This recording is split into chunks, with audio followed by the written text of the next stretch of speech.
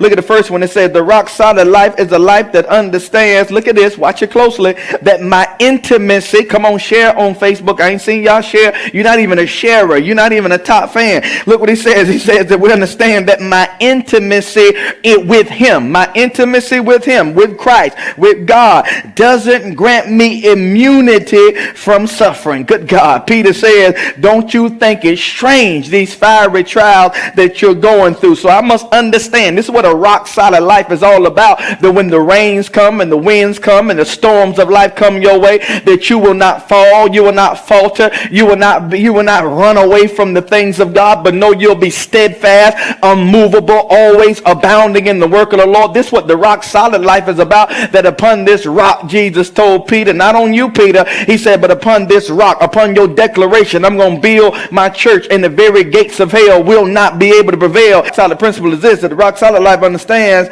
that the fire is meant to forge. The fire, it literally means, he literally means that this fire is coming upon you to prove you. This fire that God is allowing to happen in our nation, in our world, in our communities, in our homes, in our lives. This fire that God is allowing, it is to forge us. And in a real sense, it literally means to prove us. Come on, the rock solid life is a life that understands that identifying with Christ in suffering is an investment. It's why I love being a child of God.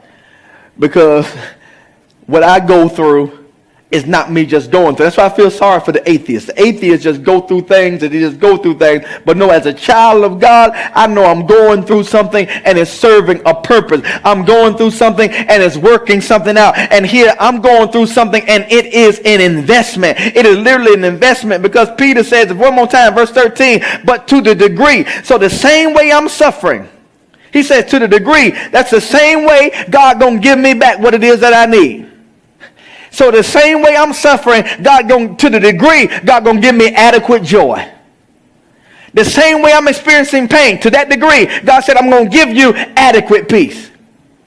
God said, to the degree that you're going through, all that stuff you endure, all that stuff you went through, God said, I'm going to give you something that's going to make all of that dissipate. I'm make all of that forget. Oh, come on, hold on, people of God. Don't be weary in well doing, because God said, whenever it is you identify with Christ, he said it's an investment. It's not an investment on where you are, but it's an investment on where it is that you're going. And God is trying to work something out and work something in you and I. So here it is. He said he'll give it back to me. And I'm not just going through just to go through, but no, he says it's an investment. Lord, solid life understands that anything that we suffer for Christ's sake, for the sake of Christ, look at this, is a privilege, not a penalty.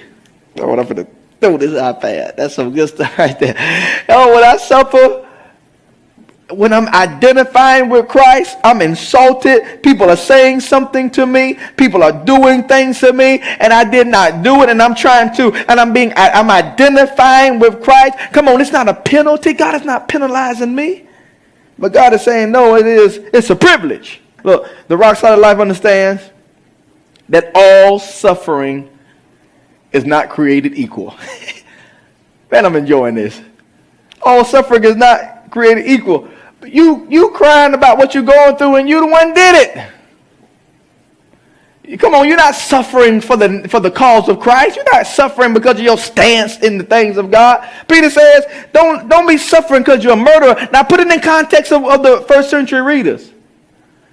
If somebody is killing you for you being identified with Christ, what's the knee-jerk reaction? To kill them back. Peter said, don't retaliate. Somebody's stealing and taking from you and taking things away from you that what you work hard for. Peter said, don't go and steal from them because they stole from you. Look at this rock solid principle. The rock solid life understands that I should never be ashamed of my association with Christ. If there was 19 ways to get to God, and that's what God said, that's what Jesus said, we'll tell you about all of them. We'll preach all of them. But he's the one say he's the way, the truth, and the life. So I'm not ashamed of saying there's only one way to get to God. Call me narrow-minded, call me arrogant, call me whatever you want to say, old, antiquated, whatever. I'm not ashamed of my identity with Christ. being identified with him. He's the one that set the bar, not me. So the rock solid life understand that God uses persecution, this is what's going on, to purify.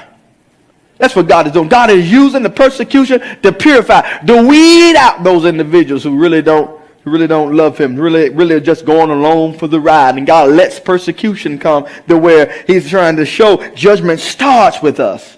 Last principle. The rock solid life is a life that gives back to God what God has given. On behalf of everyone here at Truth and Love Ministries, we want to thank you for being a part of our online worship experience. Thank you for your participation through your likes, your shares, and your comments. But we also want you to participate when it comes down to helping us continue to push this gospel message forward. You can do so by downloading our app, and you can give there in a safe and secure way. You can go to our website at truthandlove.tv and you can give, or you can text the word TILJAX to the number 77977. Thank you so much for your generosity. Thanks for watching. Be blessed. See you next time.